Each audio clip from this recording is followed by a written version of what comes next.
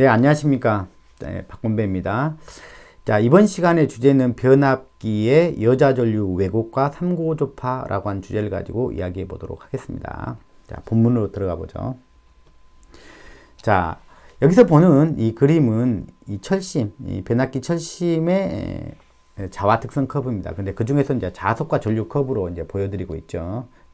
두 가지 형태의 자화 특성 커브가 있죠. BH 커브로 보여드리는 경우도 있고, 제가 전류와 자석 커브로 보여드리는 경우도 있고 그러죠. 어쨌든 그 모양에 대해서는 같은 모양이 항상 나타나겠죠. 여기서 당연히 이 철심은 비선형 특성을 가지고 있다. 포화란 특성을 가지고 있기 때문에 포화 어느 일정 부분 되면 더 이상 자석이 커지지 않으려고 하는 속성. 전류는 뭐 커지는데 자석이 커지지 않으려고 하는 속성. 하나는 커지는데 하나는 커지지 않는 속성이 있죠. X하고 Y가 같은 비율로 증가되면 우리가 이제 선형이라고 그러죠. 그래서 일직선으로, 기울기가 이제 일직선으로 나타나게 되죠. 그래서, 이 기울기가 점점 이렇게 달라지는, 1번, 2번, 3번, 이런 식으로 달라지는, 점점 기울기가 눕고 있죠. 그래서 우리가, 전자기학 시간에는 이 기울기를, 아이파이 커브 상에서 이 기울기를 인덕턴스다. 제가 이렇게 말씀드렸죠. 그래서, 우리 코어 리액터는, 이게 코어 리액터는 당연히 이렇게 포화된 특성을 가지고 있기 때문에 이제 비선형의 인덕턴스가 되는 거죠. 비선형의 인덕턴스가 되는 거죠. 이걸 우리가 이제 잘 알고 있어야 된다 이야기를 했습니다. 왜 그러냐면 공심에다 감는 경우보다는 우리가 전력기기를 작은 사이즈로 최적화된 사이즈로 설계를 하기 위해서 자석을 최대한 모아야 되니까 철심이라는 재료를 사용할 수밖에 없죠. 안 그러면 너무 커지잖아요. 그죠? 그러다 보니까 공심을 썼으면 좋겠는데 포화를 안 당하려면, 포화라는 특성을 배제하려면 공심을 썼으면 좋겠는데 그러려면 전력기가 너무 커지죠. 너무 비효율적인 설계가 되죠. 그래서 최적화된 설계를 하기 위해서 이제 철심이라는 재료를 사용하죠. 그러다 보니까 철심이라는 재료는 뭘 포함하고 있어요? 포화라는 특성을 가지고 있죠. 그러다 보니까 비선형 L이 되는 거죠. 비선형 L 또는 뭐냐면 X가 되는 거죠. 리액턴스가 되는 거죠. 자, 요거를 갖다 이제 우리가 이제 기본적으로 공부를 했던 부분이고, 설계상에 그러면 또 이 철심의 양을 최적화하기 위해서는 이 철심에 흐를 수 있는 자석을 최대한까지 이제 우리가 얻어내는 데 사용하면 되겠죠. 그래서 원하는 전격 전압을 설계를 할 때 필요한 자석량이 있을 것입니다. 그 자석량을 철심의 단면적을 이용할 수 있는 만큼은 최대한 이용하자.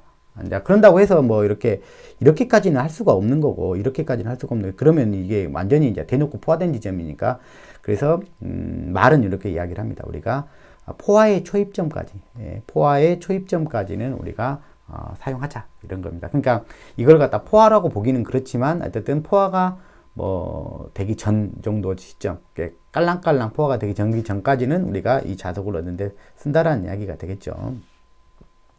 어쨌든 그러다 보니까 약간 비선형 구간을 포함이 된다는 이야기죠. 비선형 구간이 좀 포함이 된다는 이야기죠. 선형 구간에서 조금 벗어나는 구간이 포함이 된다는 이야기죠. 그러다 보면 발전기 전압이 정연파가 되더라도 둘 중에 하나는 뭐냐면 왜곡이 발생할 수밖에 없다는 얘기죠. 이게 뭐 선형 구간이 둘 다 완전히 선형 구간이라면 발전기가 정연파면 전류도 정연파가 될 것이고 자석도 정연파가 되는 거예요. 이게 이제 원래 이게 정상적인 건데 이제 그러지 않고 이 구간을 통과할 때만큼은 비선형이기 때문에 같이 비례적으로 이렇게 증가하지 않는데 X가 증가한다고 해서 Y가 비례적으로 증가하지 못하다 보니까 파형이 약간 이제 왜곡이 드러나는 것이죠. 근데 왜곡파가 나타난다는 이야기 한마디로 말하면. 자, 그렇다면 자석과 전류 중에서 누가 왜곡이 되어 나타날 것이냐라는 거죠. 이게 이제 퀘션이죠. 근데 어떤 변압기에서? 단상 변압기에서 자석과 전류 중에서 누가 왜곡이 될 것이냐라는 것입니다. 제가 이렇게 단상 변압기라고 이야기를 하는 것은 삼상 변압기에서는 또 상황이 바뀔 수가 있기 때문에 단상 변압기에서는 이라고 이야기를 단서를 붙이는 것입니다. 왜? 다음에는 삼상 변압기에 대해서 조금 바뀌는 상황도 발생하기 때문에 그렇습니다. 그래서 단상 TR에서는 누가 왜곡되는지 꼭 잘 알아두시기 바랍니다. 자, 그러면 힘의 논리입니다. 힘의 논리입니다. 한쪽이 그 정연파를 유지하는 힘이 강하다 그러면 다른 대상이 찌그러질 것입니다. 그러겠죠, 그죠? 한 녀석이 버티면 다른 녀석이 찌그러질 수밖에 없잖아요, 그죠?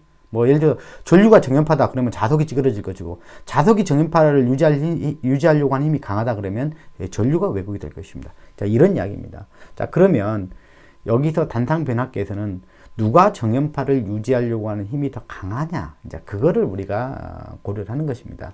자, 그렇다면 이 단상 변압기에서는 제가 단상 변압기라는 구속 조건을 꼭 지금 제가 말로써 하고 있죠.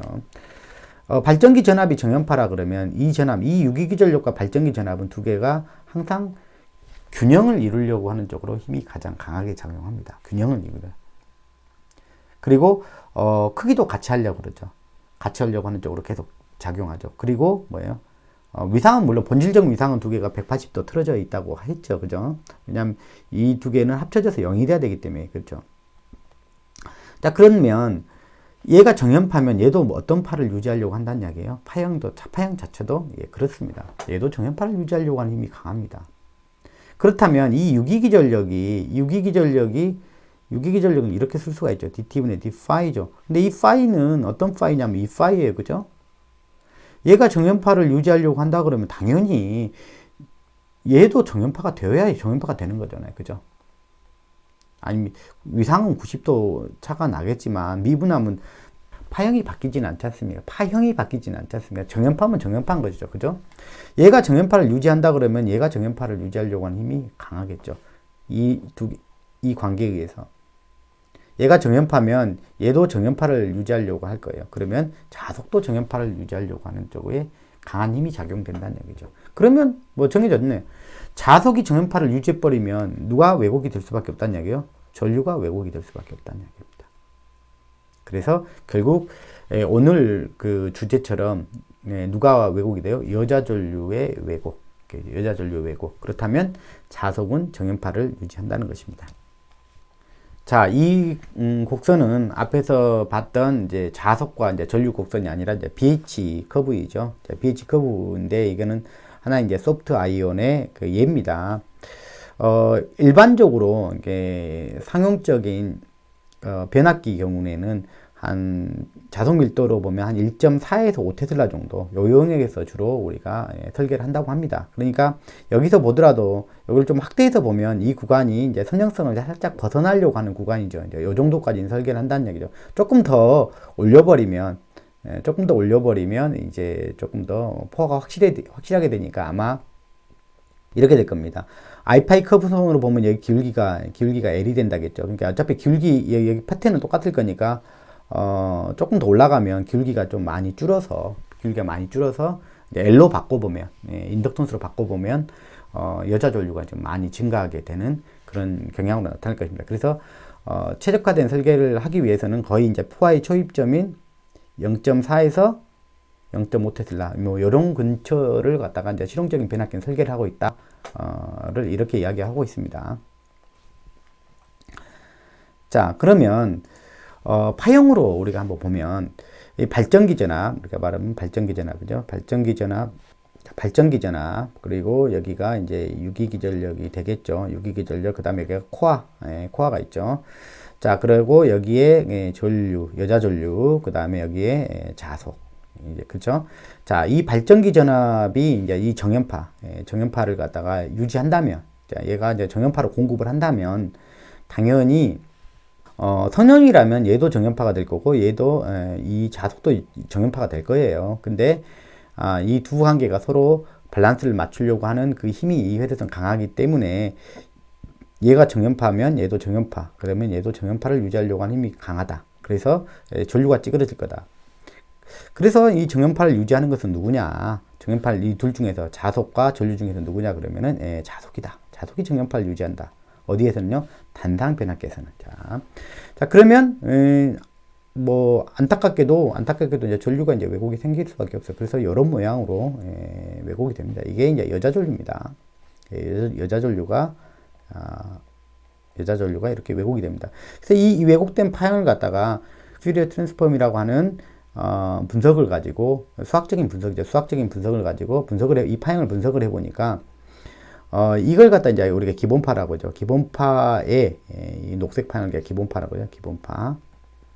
예를 들어서 60Hz라고 그러면은 이거의 주파수의 3배가 되는 하나, 둘. 얘 한 번 갈 때, 얘는 하나, 둘, 세 번 가죠. 세 번 가죠. 그래서 이걸 갖다 우리가 3고조파 이야기합니다. 이렇게 주파수가 3배 되는 거죠. 그러니까 180Hz가 되겠죠. 만약 60Hz라면 이렇게 180Hz인 성분이 가장 많더라. 이걸 갖다 우리가 뭐냐면 3고조파 이렇게 부릅니다. 그래서 여자 전류를 갖다 분석해 봤더니 이렇게 3고조파 형태가 많이 들어가 있더라. 그래서 우리가 이제 그렇게 알고 있죠. 아, 여자 전류는 왜곡이 발생하는데 여자 전류 안에는 3고조파가 많이 포함되어 있더라. 이렇게 이야기를 하고 있습니다.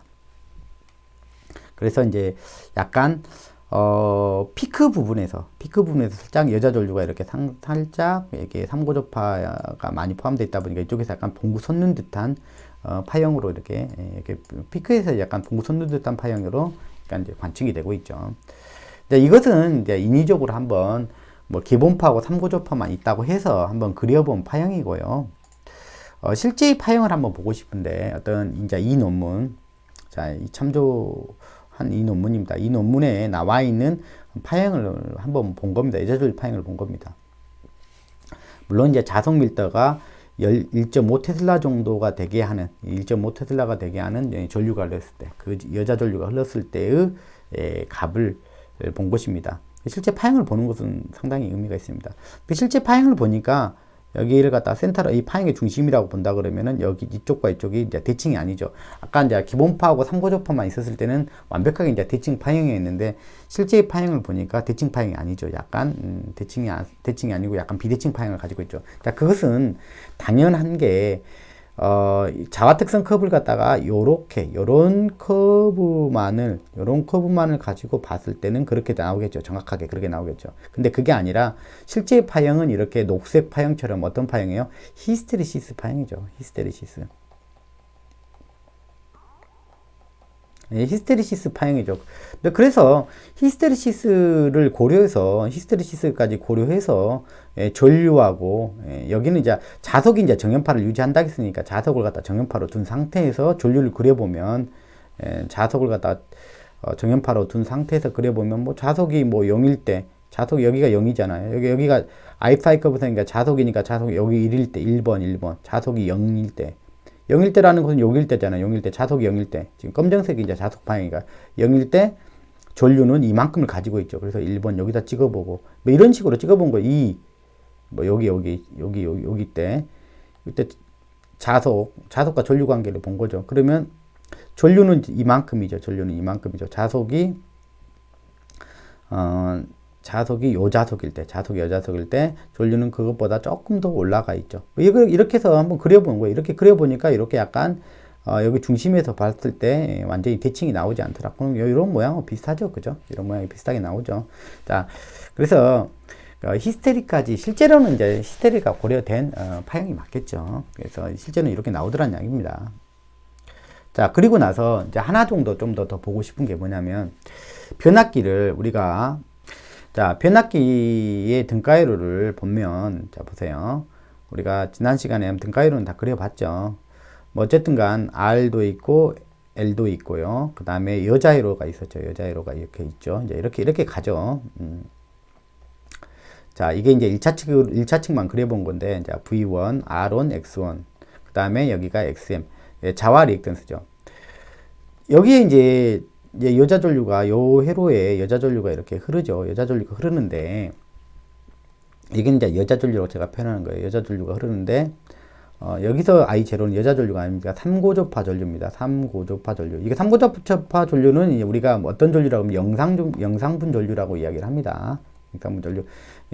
그 논문에 나와 있는 그 데이터예요. 뭘 보고 싶냐면 우리가 변압기의 전격을 설계할 때 전격 전압으로 운전하게 될 때의 이제 여자 전류가 있을 것이고, 그 다음에 전격보다 조금 더 올렸을 때, 전격보다 뭐 10%, 110% 전격으로 운전한다든가 120% 전격으로 운전한다든가 이제 그런 거에 대한 좀 위험성을 좀 이야기를 하는 겁니다. 즉 변압기가 이렇게 아이파이 커브상에서 보면 계속 선형이라고 그러면 이 전격 전압을 좀 올려도 여기는 다시 보면 이제 단면적만 나는 B가 되겠죠. 전격 전압을 높이더라도 뭐 선형을 계속 유지한다면 조금 높이더라도 조금 올라가더라도 전류는 그 비율만큼만 조금만 올라갈 겁니다. 조금 더 올리더라도 예, 전류는 조금만 올라갈 거예요. 그 전압을 올린 만큼 전압을 올리니까 여자 전류도 조금씩 올라갈 거예요. 왜? 포화가 안 된다면, 이게 선형이라면. 근데 아쉽게도 이게 포화가 된다 그러면은 이 XM 자화 리액턴스 값은 이렇게 포화가 된다 그러면은 기울기가 낮아지기 때문에 XM은 굉장히 확 줄어들 거라는 이야기를 했죠. 그러다 보면 이 여자 전류 크기는 많이 증가하게 될 거예요. 여자 전류. 왜? 이 임피던스가 10%, 20%만 올렸는데, 20%만 올렸는데도 이 임피던스가 그대로 멈춰 있다면, 선형값, 그대로 이제 일정한 값을 유지하고 있다면, 당연히 그 20%만 증가하겠죠. 여자 전류가. 하지만, 얘는, 여자전류, 전격전압일 때 여자전류가 거의 포화의 초이점에서 설계가 되기 때문에 그보다 좀 높이면은 포화도가 좀 증가를 하겠죠. 포화도가 증가하니까 당연히 인덕턴스, 이 기울기가 줄죠. 인덕턴스가 주니까 전류는 이 전압에 비례하지 않고 20%만 증가하면 20%만 증가해야 되는데 20%가 아니라 훨씬 더 많이 증가하는 그런 결과가 나오는 게 당연할 건데, 이 데이터는 그런 것들을 보여주는 하나의 뭐냐면 실 데이터입니다. 그래서 한번 여러분들한테 보여드리고 싶어서 이 논문 데이터를 따왔습니다. 통상적으로 정상적인 변압기, 실용적인 변압기에 이제 아까 그 논문을 자세히 한번 여러분 찾아보시면 됩니다. 이 구글에 서치하면 바로 다 나와요. PDF 형식으로. 1.4 테슬라, 이게 무관으로 따지면 이게 1.4에서 1.5 테슬라 정도가 되는 영역에서 이제 보통 이제 운전한다. 즉, 이제 여자 전류가 만든 자석의 크기가 그 자석의 크기가 이제 단면적을 고려하면 1.4나 1.5 테슬라 정도 되는 거가 있는 게, 이게 우리가 아까 계속 주장했던 뭐냐면 포화의 어떤 이제 초입점 정도 된다고 가정을 해봐요. 자, 그런 상태에서 이제 정상적인 운전을 하는데, 만약에 이게 이 값이 30% 정도 올라가면 어떻게 될 거냐라는 거죠. 이 값이 30% 정도, 이 값에 대해서. 즉, 전격 전압이 30% 올라간다는 것을 가정하면 맞겠죠. 여기서 이제 30% 정도 더 올라가면 어떻게 되겠냐. 30% 정도 더 올라가면, 아이파이 커브 상으로 본다 그러면은, 아이파이 커브 상으로 올라가서 이제 본다 그러면 이제 L이 확 주는 그런 상황이 되겠죠. 자, 그러면 30% 정도 증가를 시켰어요. 그러니까 즉 1.45 테슬라가 아니라 1.8에서 1.9 테슬라 정도로 운전을 해버리면, 즉 그 올린다는 것은 전격 전압보다 한 30% 올라갔다고 생각. 전격 전압보다 30% 정도 올라간 운전을 했을 때라고 보면 맞겠습니다. 자, 그렇게 되면 이 I0, 여기서 말하는 I0는 여기서는 이제 영상분 전류, 즉 상고주파 전류라고 보시면 돼요. 즉 이제 여기 이 영상 전류가 삼고주파 전류가 이제 이 여자 전류의 이제 대부분을 이제 많은 부분을 차지하고 있기 때문에 이제 얼마나 이제 포화가 됐느냐의 여부를 갖다 보는데 가장 중요한 기준이 될 겁니다. 그랬더니 보니까 전압은 전압으로 따지면 한 30% 정도 올라갔다고 보면 돼요. 여기는 이제 자석 밀도로 이제 표현됐지만 자석 밀도를 올렸다는 것은 그 걸었던 전압으로 올렸다는 이야기거든요. 그랬더니 실제 전류는 한 2배에서 4배까지 올라갔다. 이게 바로 지금 우리가 말했던 뭐냐면 포화의 더 포화도가 점점 깊어지고 있기 때문에 당연히 전격 전압보다 좀 더 많은 전압을 걸었을 때, 즉 한 1.3배 정도, 전격 전압이 1.3배 정도 걸었을 때는 전류가 그 삼고주파 전류가 상당히 많이 포함된다. 즉 포화도가 더 증가할수록 삼고주파 전류도 훨씬 더 양이 늘어난다는 것도 보여주고 있죠. 자, 그리고 실제 그 여자 전류, 여기서는 이제 자화 전류라고 표현했지만, 이제 이 여자 전류는 실제 한 1.4 테슬라에서 5 테슬라 정도, 이게 이제 정상적인 우리 전격 전압으로 운전하고 있을 때의 자속 밀도라고 생각하시면 돼요. 그것보다 한 뭐 1.89 정도 올라가니까 이게 이렇게 되는 게 아니라 그것보다 훨씬 더 많은 여자 전류가 흐르게 되죠.